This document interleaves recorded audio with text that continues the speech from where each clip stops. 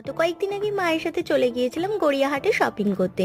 আর বাজার কলকাতায় ফুটে যেতেই দেখতে পেলাম এই সুন্দর সুন্দর ব্যাগগুলো, যেটার দাম বলছে কিনা মাত্র 100 টাকা। আমি তো কয়েকটা ব্যাগ বেশ নিয়েই নিলাম, এত সুন্দর সুন্দর কালেকশন কি ছাড়া যায়।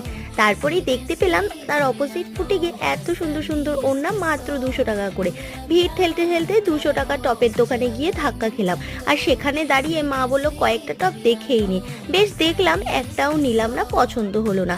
তারপর চলে আসলাম এই জুয়েলারি দোকানটা। আর পুজো তো ইনকমপ্লিট, এত এত জুয়েলারি ছাড়া।